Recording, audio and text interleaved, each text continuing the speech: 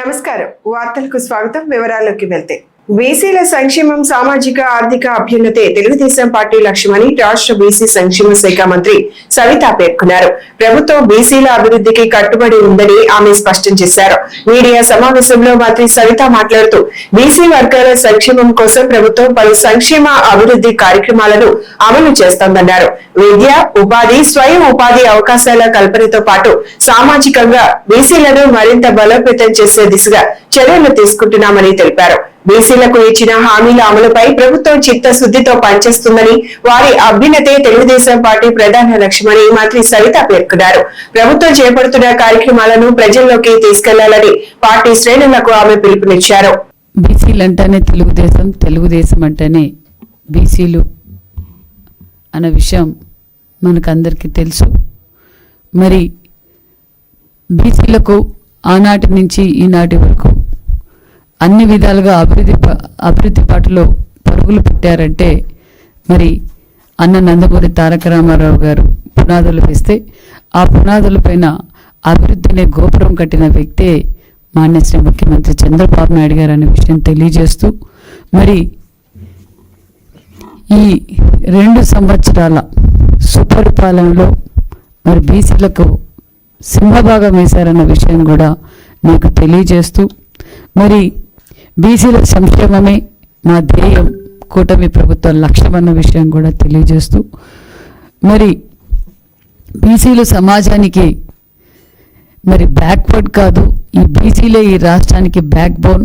ఈ రాష్ట్రాన్ని ఆంధ్రప్రదేశ్గా మార్చడానికి మరి బీసీలు బ్యాక్ బోన్గా తయారు కావాలనే లక్ష్యంతోనే ముందుకెళ్తున్నామన్న విషయం కూడా తెలియజేస్తూ, మొన్నటి రోజున మరి గతంలో మరి బడ్జెట్లో మరి బీసీలకే మరి సింహభాగం వేశారన్న విషయం కూడా తెలియజేస్తూ, కూటమి ప్రభుత్వం వచ్చిన తర్వాత మొదటి బడ్జెట్లో 35,000 కోట్లు బీసీలకు కేటాయించారు. రెండో బడ్జెట్లో 47,000 కోట్లు కేటాయించారన్న విషయం తెలియజేస్తూ, మరి మూడో బడ్జెట్లో 51,000 కోట్ల రూపాయలు కేటాయించిన చరిత్ర కూటమి ప్రభుత్వం అన్న విషయం కూడా మీకు తెలియజేస్తున్నాం. మరి అంతేకాకుండా బీసీలు అన్ని రంగాల్లోనూ ముందుండాలంటే మరి గట్టి పునాదులు వేయాలి. ఆ పునాదే, ఆ వజ్రాయుధమే మరి విద్య అని గ్రహించారు మరి అన్న నందమూరి తారక రామారావు గారు. అదే ఆశయంతోనే మాన్యశ్రీ ముఖ్యమంత్రి చంద్రబాబు నాయుడు గారు కూడా మరి బీసీ బిడ్డలకు మరి పెద్దపీట వేశారన్న విషయం కూడా తెలియజేస్తూ, గత ప్రభుత్వంపై పెన్షన్ల విషయంలో తీవ్ర విమర్శలు చేసిన తెలుగుదేశం పార్టీ నాయకుడు అప్పసాని రాజేష్ ప్రస్తుతం కూటమి ప్రభుత్వం అర్హులందరికీ న్యాయంగా పెన్షన్లు అందిస్తోందని అన్నారు. ప్రభుత్వం సంక్షేమానికి పెద్దపీట వేస్తోందని పేర్కొన్నారు. మీడియా సమావేశంలో అప్పసాని రాజేష్ మాట్లాడుతూ, గత ప్రభుత్వ హయాంలో పెన్షన్ల పేరుతో ప్రజలను మోసం చేశారని ఆరోపించారు. అయితే కూటమి ప్రభుత్వం అధికారంలోకి వచ్చిన తరువాత అర్హులైన ప్రతి లబ్ధిదారుడికి పారదర్శకంగా పెన్షన్లు అందిస్తున్నామని చెప్పారు. ప్రజలకు ఇచ్చిన హామీల అమలులో ప్రభుత్వం కట్టుబడి పనిచేస్తోందని, సంక్షేమ పథకాలను ఎలాంటి వివక్ష లేకుండా అమలు చేస్తోందని తెలిపారు. ప్రజల విశ్వాసాన్ని నిలబెట్టుకునే విధంగా కూటమి ప్రభుత్వం పాలన సాగిస్తోందని అప్పసాని రాజేష్ పేర్కొన్నారు. 2,000 ఉన్న పెన్షన్ కి అదనంగా తన పాలనా హయాంలో ఇంకొక 50% పెంపుదల చేస్తాను అని చెప్పని తాను ఎన్నికలకు ముందు వాగ్దానం చేశారు. ప్రజలు కూడా చంద్రబాబు నాయుడు గారిని అనుభవపూర్వకంగా చూసిన మేరకు 200 ఉన్న పెన్షన్ చంద్రబాబు నాయుడు గారు ఒకేసారి 1,000 రూపాయలు పెంచిన నేపథ్యం, 1,000 రూపాయలు అయిన దాన్ని 2,000 రూపాయలు ఒకేసారి పెంచిన నేపథ్యం చూసిన తర్వాత బహుశా జగన్మోహన్ రెడ్డి కూడా తన గనక పాలనాధికారం దక్కితే ఈ 2,000 పెన్షన్ని ఒకేసారి 3,000 చేస్తాడు అని చెప్పని ఆశించారు. కానీ ఒకసారి పాలకుడిగా పదవి బాధ్యతలు చేపట్టిన జగన్మోహన్ రెడ్డి గారు తాను చేసిన వాగ్దానాన్ని డివేట్ చేసి తన పాలనా హయాంలో ప్రతి సంవత్సరం జూలై 8వ తారీఖు రోజున వాళ్ళ నాయన పుట్టినరోజు సందర్భంగా అంటే ఈ 50% పెంపుదలని ఆయన 4 సంవత్సరాల్లో 12.5% పెంచుతాను అని చెప్పని వాగ్దానం చేసి, అంటే ప్రజలని ఎన్నికలకు ముందు ప్రజల్లో పెంచిన అంచనాల్ని తప్పుదో పట్టిస్తూ అతను తన వాగ్దానాన్ని కూడా పలచన చేసిన తీరు రాష్ట్ర ప్రజలకు గుర్తుంది. ఇదే క్రమంలో ఇక్కడ ఒక అంశం గుర్తు చేసుకోవాల్సింది ఏంటంటే, జగన్మోహన్ రెడ్డి పాలనా హయాంలో 2021 ఏప్రిల్ నుంచి ఆగస్టు వరకు వాస్తవంగా కరోనా సెకండ్ వేవ్ రాష్ట్రంలో ఉధృతంగా ఉన్న సందర్భం, దాదాపుగా వర్క్ ఫ్రమ్ హోమ్లు అలాగే స్కూల్స్ కూడా ఆన్లైన్ క్లాసులు జరుగుతూ ఉన్న సందర్భం. కరెంటు సగటు వినియోగం పెరిగిన నేపథ్యం. ఇటువంటి పరిస్థితుల్లో ఏప్రిల్ నెల నుంచి జూలై వరకు సగటుగా తీసుకొని ఏ నెలైనా సరే 300 యూనిట్ల కన్నా ఎక్కువగా కరెంటు వినియోగించితే దాన్ని ప్రామాణికంగా తీసుకొని ఆ రోజులో జగన్మోహన్ రెడ్డి పాలనా హయాంలో 7 లక్షల పెన్షన్లని కోత విధించిన నేపథ్యం కూడా ప్రజలకు చాలా స్పష్టంగా గుర్తుంది. అన్నిటికన్నా ముఖ్యంగా 2014-19 మధ్యకాలంలో చంద్రబాబు నాయుడు గారి పాలనా హయాంలో ఒక నెల గనక పెన్షన్ తీసుకోకుంటే రెండు నెలల పెన్షన్ కూడా తీసుకోవడానికి వెసులుబాటు లబ్ధిదారులకు ఉంది. అదే క్రమంలో ఒకవేళ 2వ నెల కూడా తీసుకోకుండా ఉన్న 3వ నెల కూడా ఆ లబ్ధిదారుడు ఈ గడిచిన 2 నెలల పెన్షన్ కలిపి 3వ నెల పెన్షన్తో పాటు తీసుకునే వెసులుబాటు ఉంది. అటువంటి వెసులుబాటుని నేను వాలంటీర్ వ్యవస్థ ద్వారా సంక్షేమ లబ్ధిదారుల డోర్ దగ్గరికే నేను సంక్షేమాన్ని పంపిస్తున్నాను అని చెప్పని ఆర్భాటపు ప్రచారం చేసుకున్న జగన్మోహన్ రెడ్డి తన పాలనా హయాంలో ఒక నెల పెన్షన్ కనుక తీసుకోకుండా ఉంటే 2వ నెల పెన్షన్ అయితే రద్దు కాదు, కానీ మీ మొదటి నెల పెన్షన్ అమౌంట్ రద్దు అవుద్ది అని చెప్పని లబ్ధిదారులని ఇబ్బందులు పాలు చేసిన తీరు. అంటే ఏ నెల పెన్షనో ఆ నెల తీసుకుంటే తప్పితే మరుసటి నెలకి ఆ పెన్షన్ అమౌంట్ క్యారీ ఫార్వర్డ్ అవ్వని విధానాన్ని జగన్మోహన్ రెడ్డి 5 సంవత్సరాల పాలనలో అమలు చేసిన తీరు కూడా లబ్ధిదారులకి చాలా కళ్ళ ముందు కనిపిస్తున్న వాస్తవం. పల్నాడు జిల్లా చిలకలూరిపేట నియోజకవర్గంలో 45 లక్షల వ్యయంతో నిర్మించనున్న 2 హై లెవెల్ వంతెనలకు MLA TDP zonal coordinator Prathipati Pullarao శంకుస్థాపన చేశారు. అనంతరం నిర్వహించిన మీడియా సమావేశంలో అభివృద్ధి పనులతో పాటు రాష్ట్ర రాజకీయాలపై ఆయన స్పందించారు. ప్రత్తిపాటి పుల్లారావు మాట్లాడుతూ 4 ప్రధాన గ్రామాలను అనుసంధానించే రహదారులపై మైనింగ్ గ్రాంట్ నిధులతో 2 హై లెవెల్ వంతెనల నిర్మాణాన్ని చేపట్టామని తెలిపారు. త్వరలోనే విబిజీ రామ్జీ నిధులతో ఆయా గ్రామాలకు మరింత మెరుగైన రహదారి సౌకర్యం కల్పిస్తామని చెప్పారు. రాష్ట్రంలో కూటమి ప్రభుత్వం సుపరిపాలన, అభివృద్ధి, సంక్షేమ కార్యక్రమాలను సమర్థవంతంగా అమలు చేస్తోందని అన్నారు. ముఖ్యమైనటువంటి కార్యక్రమాలకి శంకుస్థాపన చేయడం జరిగింది. ఈ 2 కూడా వాళ్ళు గత 15-20 ఏళ్లుగా మాకు ఇది కావాలి, ఈ హై లెవెల్ వంతెన అంటే ఈ కల్వర్ట్స్ హై లెవెల్ వంతెనగా నిర్మాణం చేస్తే పొలాలకు పోయేటువంటి దానికి ఇక్కడ నుంచి గోవిందపురం నుంచి కోరిపూడికి, రెండవది అక్కడ చందవరం నుంచి బుక్కాపురం వెళ్ళేది 2 అతి ముఖ్యమైనటువంటి కల్వర్ట్స్. ఇది 40 లక్షల రూపాయలతోటి, అక్కడ 15 లక్షల రూపాయలు. ఈ 2 కూడా కల్వర్ట్స్ నిర్మాణం చేస్తే చందవరం నుంచి బుక్కాపురం వెళ్ళేటువంటి దానికి 5 కిలోమీటర్ల రోడ్డు కూడా అంచనాలు పెట్టి పూర్తి స్థాయిలో జీరాంజీలం దాన్ని చేస్తే ఆ 2 గ్రామాల్లో దాదాపు 3 గ్రామాల రైతులు పొలాలకు పోయేటువంటి దానికి కానీ ఆ భూముల ధరలు పెరిగేటువంటి దానికి ఉపయోగపడుతుంది. 3 గ్రామాలు చాలా సంతోషంగా ఉన్నారు ఈరోజు శంకుస్థాపన చేయటం. అదేవిధంగా ఇది మా గుత్త వెంకటేశ్వరం ఉన్నంతకాలం ఈ కల్వర్ట్ నిర్మాణం చేస్తే కోరిపూడి పోవటానికి, పొలాలకు వెళ్ళేటువంటి దానికి, కోటప్పకుండా పోయేటువంటి దానికి అన్ని రకాల ఇది ఉపయోగపడుతుంది. పార్టీలకు అతీతంగా గ్రామస్తులు అందరూ కోరుకునే బ్రిడ్జి అని వాళ్ళు అడిగితే దానికోసం ఇప్పుడు 40 లక్షల రూపాయలు ఇది మైనింగ్ గ్రాంట్ కింద శాంక్షన్ చేసి శంకుస్థాపన చేశాము. పూర్తి చేస్తే దీనివల్ల ఏంటంటే గోవిందపురం, గోనెపూడి అందరికి ఉపయోగపడుతుంది, కోటప్పకొండ ఇటు పోవటానికి. కాబట్టి ఈరోజు ఒక 2 ముఖ్యమైన చాలా ప్రాధాన్యత కలిగినటువంటి కల్వర్ట్స్కి శంకుస్థాపన చేశాము. అది త్వరలో పూర్తి చేసి రోడ్లు కూడా ఏదైతే గోవిందపురం టు గోనెపూడి, చందవరం టు బుక్కాపురం ఈ రోడ్లు కూడా నిర్మాణం చేస్తే వాళ్ళకి ఆ గ్రామాలు వెళ్ళేటువంటి దానికి దూరం కూడా తగ్గేటువంటి అవకాశం. ఇది గ్రామస్తులందరికీ సంతోషకరమైనటువంటి అభివృద్ధి కార్యక్రమం. ఆ విధంగా ఈరోజు ఈ యొక్క కార్యక్రమాలకు శంకుస్థాపన చేయడం జరిగింది. రెండవది ఎస్ఐఆర్ మీద లేని ఆరోపణలు చేస్తున్నారు వైసీపీ వాళ్ళకేంటి విష ప్రచారం చేయడానికే ఆ ఛానల్ పత్రిక పెట్టుకున్నట్టు కనపడుతుంది. వాళ్ళకి బిఎల్ఏలు ఉన్నారు,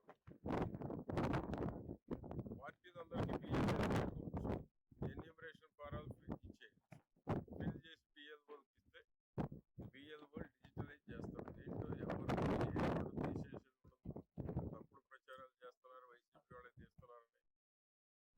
ప్రచారం చేసి ఎంతసేపటికి ప్రభుత్వం మీద బురదల్లేటువంటి పనే చేస్తారు.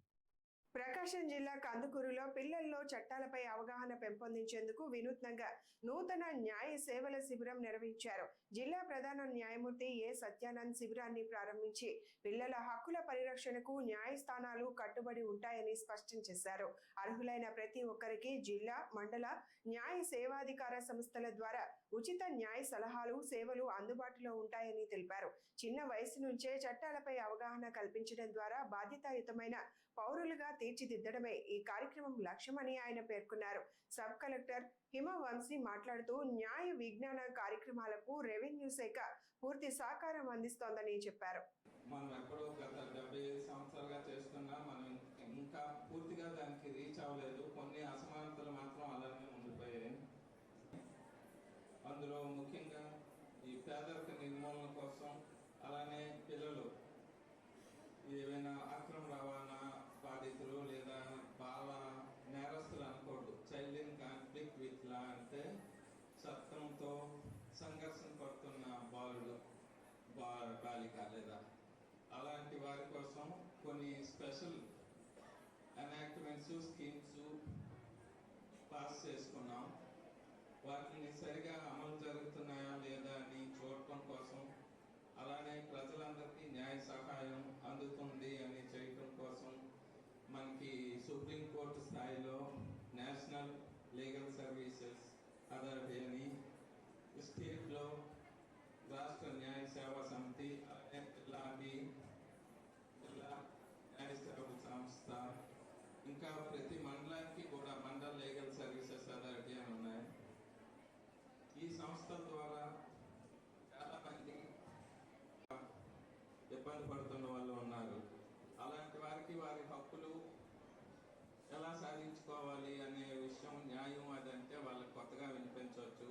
ఆ అంతరం తగ్గించడం కోసం అని మనం ఫ్రీక్వెంట్గా అంటే ఇలాంటి సదస్సులు పెట్టుకుంటున్నాము. అవగాహన సదస్సు, అలానే ప్రతి మారుమూల పల్లికి వెళ్ళి న్యాయ విజ్ఞాన సదస్సులు కూడా నిర్వహిస్తున్నాం.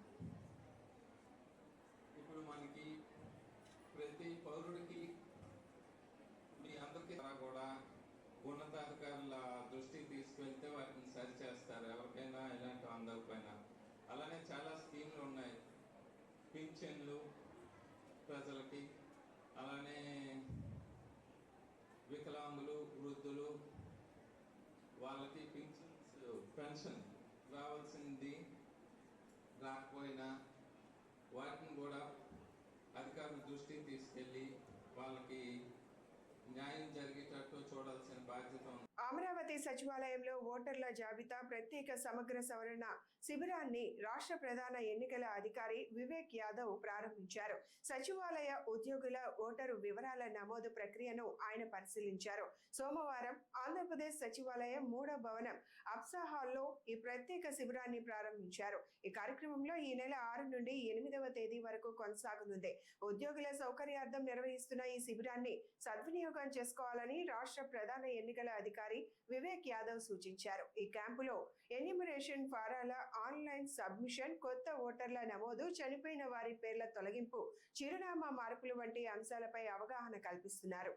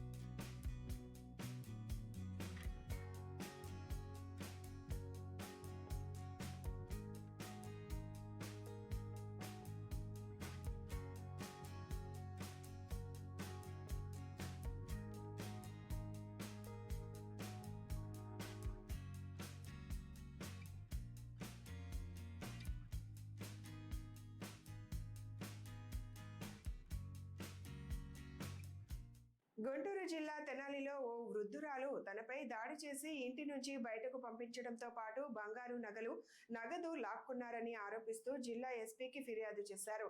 తనకు రక్షణ కల్పించి బాధ్యులపై కఠిన చర్యలు తీసుకోవాలని విజ్ఞప్తి చేశారు. ఫిర్యాదు వివరాల ప్రకారం తెనాలి పట్టణం ఐతానగర్ కు చెందిన జట్టి సుమతీదేవి జూలై 4న తనపై దాడి చేసి ఇంటి నుంచి బలవంతంగా బయటకు పంపించారని తెలిపారు. 2 పేటల బంగారు గొలుసు, 6 చేతి గాజులు, చెవి పోగులు, అలాగే ఇంట్లో ఉన్న 2 లక్షల నగదును లాక్కున్నారని ఆరోపించారు. ఈ ఘటనపై ఇప్పటికే తెనాలి 2వ పట్టణ పోలీస్ స్టేషన్ లో ఫిర్యాదు చేసినట్లు పేర్కొన్నారు.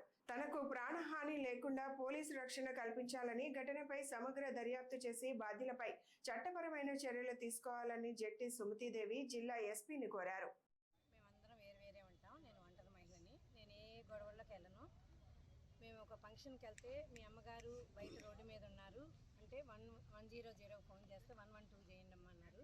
చేయంగానే అర్ధరాత్రి 10:30కు కూడా వాళ్ళ ఇంటికి వెళ్ళి అమ్మగారిని లోపలికి ఇంటికి పంపుదామంటే వాళ్ళ కోడలు క్రాంతిప్రియ తలుపులు వేసుకొని తీలా, ఎవరికి పోలీసులకు కూడా వంగలేదు. నేను పెట్రోల్ పోసుకొని తగలబడతాను, నేను తీను అని వాళ్ళనే ఎదిరించింది. అమ్మగారు అలాగే ఉంటే నేను మార్నింగ్ 4వ తారీఖు వెళ్ళి 2 టౌన్ స్టేషన్లో కేసు పెట్టాను. వాళ్ళ కోడలు వాళ్ళు ఇక్కడ ఉండరు, మురళీకృష్ణ అని మిస్ అయ్యాడని కేసు పెట్టిందంట. మేము వార్తలు చూడడం ఎప్పుడు తెలియదు. వాళ్ళ భర్త గురించి కదా, మన పర్సనల్ కాదు కదా అనుకుని మేము ఏమేమి పట్టించుకోలేదు. అమ్మగారిని బయట ఎప్పుడు పడేసిందో ఇంట్లో కూర్చుంది. అయినా మేమల్లా మీడియా పెట్టింది, అన్నీ పెట్టింది, అబద్ధాలన్నీ చదువుతుంది. వాళ్ళు 2005 నుంచి 498 కేసులు వేస్తూ ఉంటుంది. మళ్ళీ విడాకులు తీసుకుంటూ ఉంటారు. మళ్ళీ వారసులని మళ్ళీ ఆస్తుల కోసం వస్తూ ఉంటారు. అమ్మ వాటా కూడా ఆస్తులు కొడుకులు ఇద్దరికి పార్టీషన్ చేసేసింది. ఈ ఇల్లు కూడా వాళ్ళ నాన్నగారు కట్నంగా ఇచ్చింది.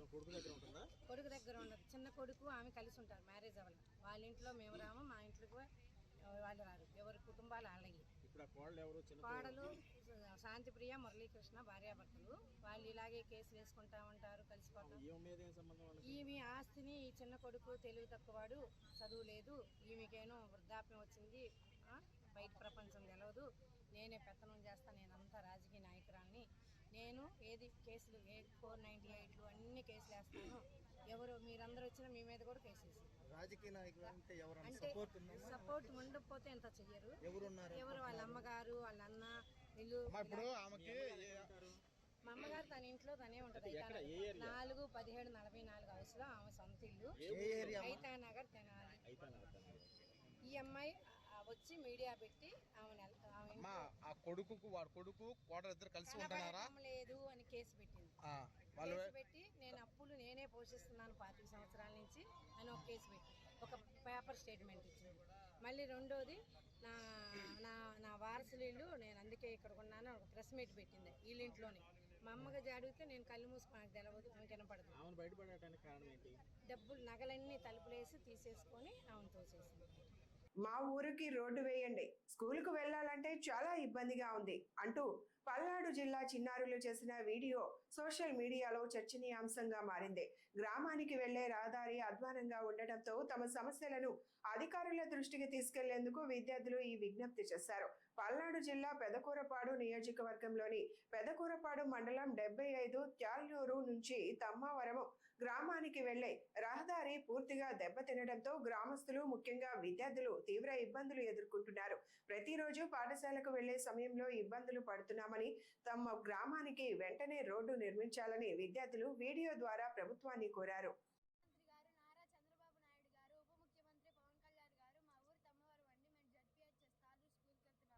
అక్కడ నుంచి మా ఊరికి 5 కిలోమీటర్లు ఉంటుంది. వాళ్ళ పడ్డప్పుడు గుంటల నిండా నీళ్ళు వస్తాయి. కొంచెం దయచేసి మాకు రోడ్లు పోయండి. ముఖ్యమంత్రి గారికి, ఉప ముఖ్యమంత్రి గారికి దయచేసి తమ్మవారి నుంచి తాళ్ళూరుకు పోయే రోడ్డు స్కూల్కి వెళ్ళడానికి పిల్లలకి చాలా ఇబ్బందిగా ఉంది. దయచేసి మీరు చర్య తీసుకొని ఈ రోడ్డుకి పోసే మార్గం చూడండి. ధన్యవాదాలు.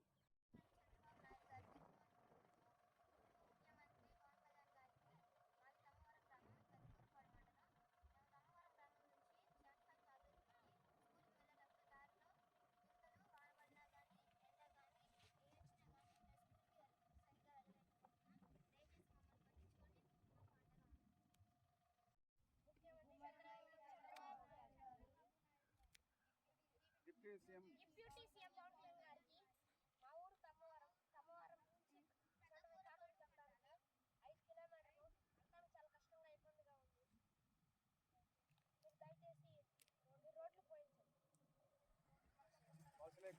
ఆంధ్రప్రదేశ్ ముఖ్యమంత్రి నారా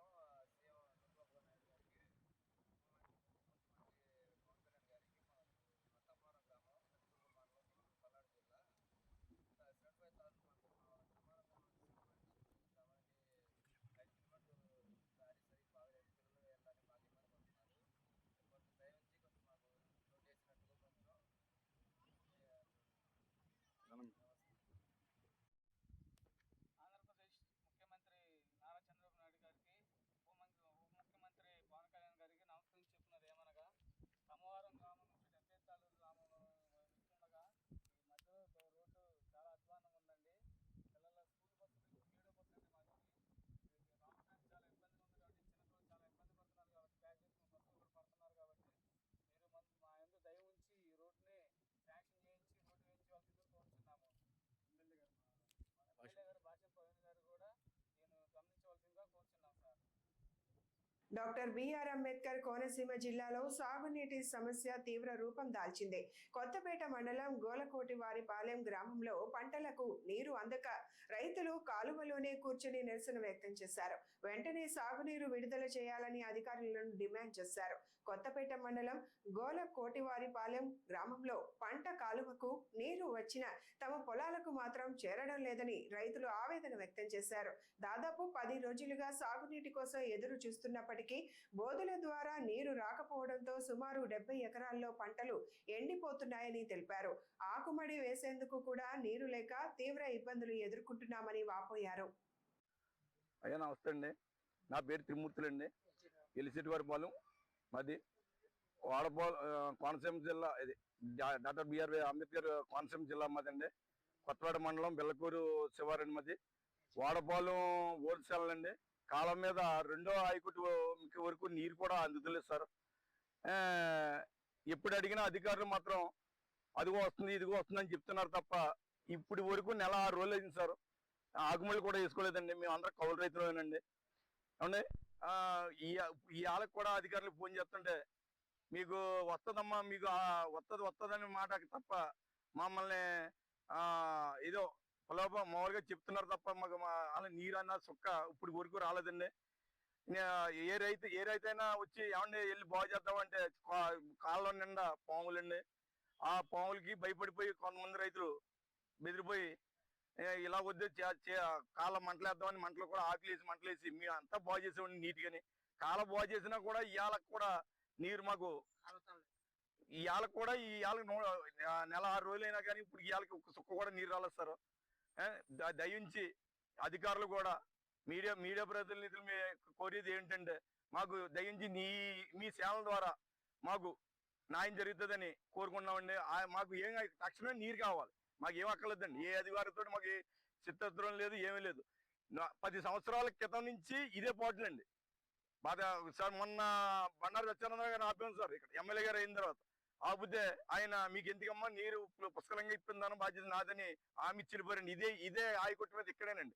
ఇవాళ ఆయన కూడా ఇప్పుడు ఈ సమస్య ఈ మాటలు కూడా ఆయన వింటారని ఇది వెంటనే స్పందించి మాకు నీరు ఇప్పిందారని మేము అడుగుతున్నామండి. అంత మిక్కిలి మాకు ఏమీ లేదు. మాకు అందరూ కౌలు రైతులేనండి. దీంట్లో ఒరిజినల్ రైతులు ఎవరు ఒక్క రైతు కూడా లేరండి. అందరూ కౌలు రైతులే, చిన్న చిత్తగా రైతులు అందరూ ఉన్నారు. ఏమంటే ఇప్పుడు వరకు ఆకుమడికి ఒక్క రైతుకు ఆకుమడి వేయలేదండి. మా దయించి మాకు నీరు ఇప్పించమని మేము పదే కోరుకుంటున్నామండి. నమస్తే సార్. మాది కొత్తపేట మండలం బిళ్ళకూర్చేవారు ఒకడోపాలెం గ్రామం అండి. అంబేద్కర్ కోనసీమ జిల్లా అండి. వాడపాలెం ఓల్డ్ ఛానల్ కాలువ అసలు ఒక్క సుక్క నీరు స్పందించలేదండి. నెల 10 రోజులు అయింది. నెల 10 రోజుల నుంచి కాలువ అంబడ కూడా పారలేదండి. గత 10 సంవత్సరాల క్రితం మాత్రం కాలువ నెత్తి మీద వెళ్ళేదండి. ఇవాళ కాలువ పక్కంపడా కూడా రావట్లేదండి నీరు, కాలువ అంపడా కింద అంపడనే. అందుకు మాకు ఆకుమళ్ళకి నీరు ఇప్పించారని మరి కోరి స్పందించినాం. గవర్నమెంట్ అయితే మాత్రం కాలువలు తవ్వించేసాం, ఇచ్చేసాం అన్ని చెప్తున్నారండి. ఇక్కడ ఏం చేసినా కాలువ పంపడా మాత్రం నీరు ఒక్క సుక్క మాత్రం రావట్లేదండి. ఆకుమళ్ళు వేసుకోవాలో మానేయాలి, ఏం చేయాలో రైతు పరిస్థితి అయోమయంగా ఉంది. పెద్ద కాలం పంపడం మాత్రం వెళ్తున్నాయి కానీ మా పంటకాలకు మాత్రం నీరు రావట్లేదు. అది అధికారులకు చెప్పినా స్పందించలేదండి. అదేదో మీరు దయించి మాకు నీరు ఇప్పిస్తారని మరి మిమ్మల్ని కోరుతున్నామండి. సిపిఐ జాతీయ నాయకుడు కె నారాయణ రాష్ట్ర ప్రభుత్వ తీరుపై తీవ్ర విమర్శలు చేశారు. ప్రశ్న రావణ్ అరెస్టు, ఉపా చట్టం ప్రయోగం, పోలీసుల వ్యవహార శైలిపై ఆయన ఆందోళన వ్యక్తం చేశారు. ప్రజాస్వామ్య హక్కులను ప్రభుత్వం కాల రాస్తోందని ఆరోపించారు. ఈ సందర్భంగా ఏఐటియుసి రాష్ట్ర కార్యదర్శి నాగసుబ్బారెడ్డి కూడా ఆయన వెంట పాల్గొన్నారు. రావణని ఉపా చట్టం కింద అరెస్ట్ చేసినట్టుగా తెలుసుకోవాలి. అరెస్ట్ వాళ్ళు పెట్టేశారు. అతను చేసిన పని ఏంటి? గతంలో పవన్ కళ్యాణ్ ప్రతిపక్షం ఉన్నప్పుడు ఏమి మాట్లాడాడు అదే డైలాగ్ చెప్పాడు. ఇంకా పుల్లు బాగా కాబట్టి ఆయన చెప్పు చూపించాడు, కావాలని చెప్పు చూపించలేదు. అయితే ఈయన దీనిపైన రకరకాల పోలీస్ స్టేషన్లో కేసులు పెట్టారు. అరెస్ట్ చేశారు, జైల్లో పెట్టారు, మళ్ళీ పేరు వస్తే మళ్ళీ అరెస్ట్ చేస్తారు. పోలీస్ స్టేషన్లో ఉన్నటువంటి రావణ పైన జనసేన సైనికులు దాడి చేస్తారు. అంటే పోలీసు దాడి చేయడం ఏంటి అంటే పోలీస్ స్టేషన్లో వాళ్ళ టీడీపీ ఆఫీసర్, జనసేన ఆఫీసర్ దాడి చేస్తారు. చివరికి ఉపా చట్టం కింద అరెస్ట్ చేస్తారు. ఇది మహారాష్ట్ర మొన్న మహారాష్ట్రలో జస్టిస్ మాధవ్ తీర్పిచ్చారు. మోడీ డౌన్ అమిత్ షా డౌన్ చెప్పిన దానికి వాళ్ళ పైన కేసులు పెట్టారు. కేసు పెట్టి ఆయన అడిగింది ఏంటంటే డెమోక్రటిక్ కంట్రీలో నిరసన చేసే హక్కు ఉంది, మరి డౌన్ అనేది మాత్రం మీరు అరెస్ట్ చేస్తారా, అదే ఏదన్నా నియంత్రణ జస్టిస్ మాధవ్ డైరెక్ట్గా చెప్పాడు. అనేక చట్టాలు ఉన్నాయి కూడా. ఇప్పుడు ఇది విచిత్రం ఏంటంటే గత గవర్నమెంట్లో శవాన్ని డోర్ డెలివరీ చేశారు. ఇప్పుడు ఈ గవర్నమెంట్లో శవాన్ని మాయం చేసి బూడిద కూడా చేస్తారు. ఎక్కడ పోతా ఉండేది? ఏ ప్రభుత్వాలు వచ్చా కూడా పోలీసులు ఉపయోగించి వాళ్ళ ప్రత్యర్థులు ఏం కాల్ చేసే పని చంపేయడం, డోర్ డెలివరీ చేయడం, వ్యవసాయానికి పూర్తి వెళ్లకుండా బూడిద చేసి పారేయడం, చివరికి బూడిద కావాలంటే కూడా నీలా పడిపోవడం. ఇవన్నీ చూస్తుంటే రాజకీయ వ్యవస్థలో ఒక అరాచకం వస్తాం. అరాచకం ప్రతిపక్షాలు తీసుకుంటారు, అధికార పక్షం నుంచి వస్తాం. అధికార పక్షం చూసేటువంటి అరాచకాన్ని ఎదుర్కోవడానికి ప్రజాస్వామ్యం బలోపేతం అవసరం వస్తుంది. నేను తీవ్రంగా ఖండిస్తున్నాను. ఇది మంచిది కాదు. దీనిపైన చట్టపరమైన చర్యలు తీసుకోవాలి తప్ప, రాజ్యాంగాన్ని కాపాడుకోవాలి తప్ప, రాజ్యాంగ వ్యతిరేక, న్యాయ వ్యవస్థ వ్యతిరేక పనులు రాష్ట్ర ప్రభుత్వం చేయడానికి అనిపించారు. తెలంగాణ మాజీ ముఖ్యమంత్రి కేసీఆర్ ఆంధ్రప్రదేశ్ ప్రజల మనోభావాలను దెబ్బతీసేలా ఎలాంటి వ్యాఖ్యలు చేయవద్దని జై ఆంధ్ర ఉద్యమ నాయకులు తురుగా శ్రీరామ్ హెచ్చరించారు. ఆంధ్రప్రదేశ్ గౌరవం, ప్రజల ఆత్మ గౌరవాన్ని కించపరిచే ప్రయత్నాలు మానుకోవాలని, లేకపోతే ప్రజాస్వామ్యబద్ధంగా తీవ్ర నిరసనలు చేపడతామని ఆయన పేర్కొన్నారు. ఖబర్దార్ కేసీఆర్ అంటూ ఆయన ఘాటుగా హెచ్చరిక జారీ చేశారు. జై ఆంధ్ర. తెలంగాణ నాయకులు మళ్ళీ ఆంధ్ర నాయకుల మీద కారుకూతలకు వస్తున్నారు. ఈరోజు బీఆర్ఎస్కి సంబంధించిన మాజీ మంత్రి జగదీష్ రెడ్డి ఆ కాళేశ్వరాన్ని అడ్డం పెట్టుకుని, గోదావరి జలాలను అడ్డం పెట్టుకుని మళ్ళీ చంద్రబాబు నాయుడు గారి మీద, ఇతర ఆంధ్ర నాయకుల మీద నోటుకు వచ్చినట్టు మాట్లాడుతున్నాడు. ఇది ఎట్టి పరిస్థితులు సహించే ప్రసక్తే లేదు. మీరు 12 ఏళ్ళు పరిపాలన చేసుకున్న తర్వాత కూడా మీరు కాళేశ్వరం గురించి ఈరోజు కూడా మాట్లాడుతున్నారంటే మీ చేతకంతనం అర్థమవుతుంది. 10 సంవత్సరాలు పరిపాలించిన కేసీఆర్ ఏం చేయగలిగాడు? కాళేశ్వరాన్ని కూలేశ్వరం చేసేసాడు. 1,00,000 కోట్ల అవినీతి అని చెప్పి అందరూ మాట్లాడారు. ఈరోజు మీరు అదే కాళేశ్వరం వల్ల ఈరోజు మీరు ఓడిపోయి ప్రతిపక్షంలో కూర్చున్నారు. జగదీశ్వర్ రెడ్డి, ఈరోజు నువ్వు వచ్చి మాట్లాడతావు. నీ వెనకాల కేసీఆర్ ఉండి మాట్లాడిస్తున్నాడని మా అందరికీ తెలుసు. కేసీఆర్, నువ్వు, కేటీఆర్ మీరంతా కలిసి చేసే నాటకాలని ఆంధ్ర వాళ్ళు చూస్తూ ఊరుకునే ప్రసక్తి లేదు. గోదావరి జలాల మీద మాట్లాడితే అసలే ఊరుకునే ప్రసక్తి లేదు. కాళేశ్వరంలో కూలేశ్వరం చేశారా? దాంట్లో ఎవరెంత అవినీతి చేశారు మీరు చూసుకోండి. అంతే తప్ప దాన్ని అడ్డం పెట్టుకొని ఆంధ్రుల మీద మాట్లాడితే మాత్రం ఎట్టి పరిస్థితుల్లోనూ ఊరుకునే సమస్య లేదు. పైగా గోదావరి జలాల మీద మాట్లాడుతున్నారు. గోదావరి జలాల మీద పూర్తి మిగులు జలాల మీద పూర్తి హక్కులు ఆంధ్రప్రదేశ్కే ఉన్నాయి. సో ఈ విషయాన్ని మర్చిపోయి ఏదో ఒక ఆంధ్ర వాళ్ళు చంద్రబాబు నాయుడు లేదంటే ఇంకో పేరు చెప్పి నీ చేతకాంతనాన్ని ఇప్పటికి 12 ఏళ్ల తర్వాత కూడా ఆంధ్రుల మీద రుద్దేసి ఆంధ్రులని తక్కువ చేసి మాట్లాడే ప్రయత్నం చేస్తే, ఈరోజు కూడా ఆంధ్ర వాళ్ళు ఏదో దోచుకుంటున్నారు అది ఇది అని పిచ్చి మాటలు మాట్లాడితే చూస్తూ ఊరుకునేది రోజు ఎట్టి పరిస్థితిలో చూస్తూ ఊరుకోము. ఇది జగదీశ్వర్ రెడ్డికి చెప్తున్నాం, కేటీఆర్కి చెప్తాం, అందరికన్నా ముఖ్యంగా వీళ్ళ వెనకాలండి ఈ కుట్రలు చేసే కేసీఆర్కి ముఖ్యంగా చెప్తాం. కేసీఆర్ నువ్వు ఆ ఫామ్ హౌస్ వరకే పరిమితం అయితే మంచిది. అంతే తప్ప ఓడిపోయి ఈరోజు మళ్ళీ ఆంధ్రుల మీద కుట్రలు చేసి ఆంధ్ర వాళ్ళు ఇది అని చెప్పి కుట్రలు చేసి మళ్ళీ నీ రాజకీయాన్ని చేసి మళ్ళీ ఏదో అధికారంలోకి రావడం కోసం ఆంధ్ర వాళ్ళని తిడితే మాత్రం, లేదంటే నీ జగదీష్ రెడ్డి లాంటి వాళ్ళ చేత మొరిగిస్తే మాత్రం ఎట్టి పరిస్థితిలో చూస్తూ ఊరుకోం. ఖబర్దార్ కేసీఆర్. జై ఆంధ్ర, జై జై ఆంధ్ర. తెలంగాణకు చెందిన జర్నలిస్ట్ కేవీఆర్ ప్రశ్న రావణ్ అరెస్టులపై మాజీ మంత్రి అంబటి రాంబాబు తీవ్ర ఆగ్రహం వ్యక్తం చేశారు. ప్రభుత్వ వైఫల్యాలను ప్రశ్నించిన వారిపై చర్యలు తీసుకోవడం ప్రజాస్వామ్యానికి విరుద్ధంగా విమర్శించారు. సోమవారం గుంటూరులోని బృందావన్ గార్డెన్స్ లో ఉన్న జిల్లా వైఎస్ఆర్ కాంగ్రెస్ పార్టీ కార్యాలయంలో ఏర్పాటు చేసిన మీడియా సమావేశంలో అంబటి రాంబాబు మాట్లాడారు. జర్నలిస్ట్ కేవీఆర్ ప్రశ్న రావణ్ వైఎస్ఆర్ కాంగ్రెస్ పార్టీకి చెందిన వారు కాదని, ప్రభుత్వ తప్పులను ప్రశ్నిస్తున్న వ్యక్తులు మాత్రమేనని అన్నారు. కూటమి ప్రభుత్వ హయాంలో పోలీస్ వ్యవస్థ కీలు బొమ్మగా మారిందని ఆరోపించారు. ప్రజాస్వామ్యంలో విమర్శించే హక్కును అణచివేయడం సరికాదని పేర్కొన్నారు. రావణ మావాడు కాకపోవచ్చు, మా పార్టీ కాకపోవచ్చు, వాళ్ళ సతీమణి చెప్పింది మాకు ఏ పార్టీతో సంబంధం లేదు అని. ఇలాంటి తప్పుడు కేసు పెట్టి ఉగ్రవాదుల మీద పెట్టేటటువంటి కేసుని ఒక యూట్యూబర్ మీద మిమ్మల్ని ప్రశ్నిస్తున్నాడనే ఉద్దేశంతో మీరు పెడితే మేము చూస్తూ ఊరుకోవాలా? వైఎస్ఆర్ కాంగ్రెస్ పార్టీ ఈ తప్పును తప్పు అని అనకూడదా? తప్పును తప్పు అంటాం. అతనుకు అన్యాయంగా కేసులు పెడుతున్నారు కాబట్టి మా వైపు నుంచి కోరితే లీగల్ యాక్షన్ లీగల్ సపోర్ట్ కూడా చేస్తామని జగన్మోహన్ రెడ్డి గారు చెప్పడం జరిగిందని మనం చూస్తున్నాం. కాబట్టి ఇవాళ ఒకసారి చూసినట్లయితే మీరు కేవీఆర్ మా పార్టీ కాదు, రావణ మా పార్టీ కాదు, చచ్చిపోయి బూడిదైపోయినటువంటి సాయికృష్ణ మా పార్టీ కాదండి. ఆయన జనసేన. అంతేకాదు పేరుపోగు క్రాంతి కుమార్ మా పార్టీ కాదండి, ఆత్మహత్య చేసుకున్నాడు. పోలీస్ హెరాస్మెంట్ కి భరించలేక ఆత్మహత్య చేసుకున్నాడు. అతను మా పార్టీ కాదు, తెలుగుదేశం. తెలుగుదేశం రావాలి రావాలి రావాలి అని, చంద్రబాబు ముఖ్యమంత్రి కావాలి కావాలి అని దేశమంతా తిరిగాడు. నాన్న మా పార్టీ కాదు. ఇది వదిలేస్తామా? మానవ హక్కులు అరించిపోతున్నప్పుడు, పోలీసు యంత్రాంగం దుష్ట ప్రయత్నం చేస్తున్నప్పుడు, ప్రభుత్వం చేతిలో కీలుబొమ్మలాగా పోలీసులు వ్యవహరించి ఏ కేసు పడితే ఆ కేసు పెట్టేసే కార్యక్రమం చేస్తున్నప్పుడు, బాధితుల్ని ముద్దాయిలు చేస్తున్నప్పుడు వైఎస్ఆర్ కాంగ్రెస్ పార్టీ చూస్తూ ఊరుకోదు. వారికి రక్షణగా వస్తుంది. అతను తెలుగుదేశం కావచ్చు, అతను జనసేన కావచ్చు, అతను ఏ పార్టీకి చెందినవాడు కావచ్చు, ఒక అన్యాయ సమాజంలో జరుగుతున్నప్పుడు వెలుగెత్తి చాటవలసినటువంటి బాధ్యత 5 సంవత్సరాలు ఈ రాష్ట్రాన్ని పరిపాలించినటువంటి ఒక రాజకీయ పార్టీగా, 40% ఓన్ బ్యాంక్ కలిగినటువంటి రాజకీయ పార్టీగా, ఒక చైతన్యవంతమైన రాజకీయ పార్టీగా ఖచ్చితంగా ఈ తప్పుల్ని ఖండించడానికి ప్రయత్నం చేస్తుంది. ఇవాళ రావణ విషయంలో కూడా అన్యాయంగా అక్రమంగా ఎక్సెస్ యాక్షన్ చేస్తున్నారు. కేసు పెట్టండి, తప్పులేదు. కేసు పెట్టండి, కోర్టు ప్రొడ్యూస్ చేయండి, బెయిల్ చేస్తే పంపించేయండి, మళ్ళీ వాయిదాలు పిలవండి. అట్ట కాదంట, కేసు మీద కేసు, కేసు మీద కేసు, కేసు మీద కేసు, కేసు మీద కేసు.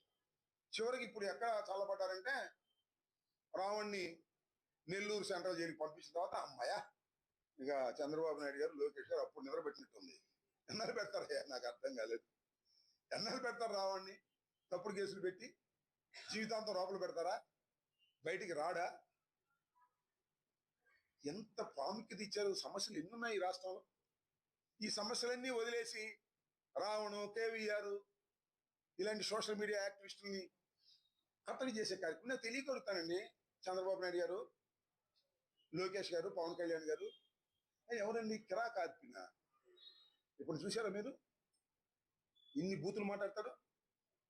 సీమరాజు ఎన్ని బూతులు మాట చూసారుగా. వాళ్ళనేమో మీరు పెట్టుబడి పెట్టి మాట్లాడిస్తారు, వాళ్ళ మీద యాక్షన్ తీసుకోండి. నేను కంప్లైంట్ ఇచ్చా కిరా కార్పి మీదను, సీమరాజు మీద. మీకు గుర్తుందో లేదో? పోలీసులు మేము చేయమన్నారు, రీచ్ చేయమన్నారు. తర్వాత కోర్టుకు వెళ్ళా. కోర్టు వారి ముట్టికెళ్ళేసిన తర్వాత రిజిస్టర్ చేశారు, యాక్షన్ తీసుకోండి. తెలంగాణ ఉద్యమ స్ఫూర్తిని ప్రజల్లో చాటి చెప్పిన నాయకుల్లో మాజీ మంత్రి స్వర్గీయ దాస్యం ప్రణయ్ భాస్కర్ ఒకరని పలువురు నాయకులు కొనియాడారు. ఆయన 70వ జయంతి సందర్భంగా హనుమకొండలో ఘనంగా నివాళులు అర్పించారు. హనుమకొండలో నిర్వహించిన కార్యక్రమంలో మాజీ మంత్రి స్వర్గీయ దాస్యం ప్రణయ్ భాస్కర్ 70వ జయంతిని పురస్కరించుకొని ఆయన చిత్రపటానికి పూలమాలలు వేసి నివాళులు అర్పించారు. ఈ సందర్భంగా దాస్యం శిరీష్ కర్ణమున మాట్లాడుతూ తెలంగాణ ఉద్యమ స్ఫూర్తిని ప్రజల్లో నింపిన నాయకుడిగా ప్రణయ్ భాస్కర్ చిరస్థాయిగా గుర్తుండిపోతారని అన్నారు.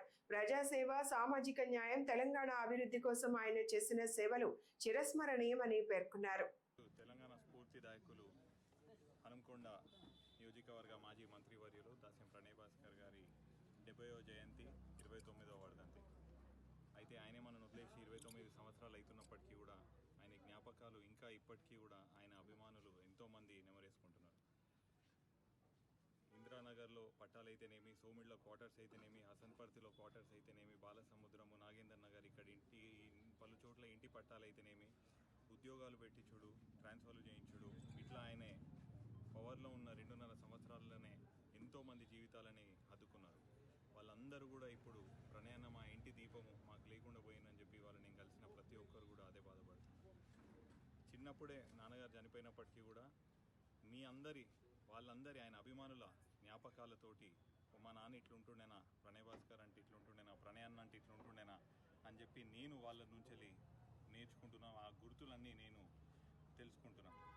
అయితే ఆయనే చూపించినటువంటి సేవా మార్గమే నేను కూడా ఎంచుకొని ఆయన చూపించినటువంటి మార్గంలోనే నేను కూడా నడిచి ఆయన ఆశయ సాధనకై ఎల్లవేళ పోరాడి ప్రతి ఒక్కరికి కూడా ఆయన ఎట్లయితే మంచి పేరు సంపాదించుకున్నారో నేను కూడా అదే పేరు నిలబెడతా అని చెప్పి మనవి చేసుకున్నా.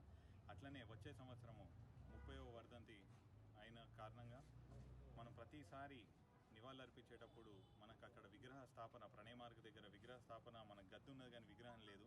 అది కౌన్సిల్లో కూడా అప్రూవల్ అయిపోయింది. కాబట్టి ఇతర రాజకీయాల రీత్యా అది కాలేదు. ఈసారి మనము వచ్చే సంవత్సరం 30వ వర్ధంతికి ఖచ్చితంగా ఘనంగా ఆయనకి విగ్రహానికి నివాళులర్పించి విగ్రహ ఏర్పాటు కూడా చేసుకుంటా అని చెప్పి ఆ భగవంతుని ప్రార్థిస్తూ సెలవు తీసుకుంటాం. ఈ వార్తలు ఇంతటితో సమాప్తం. నమస్కారం.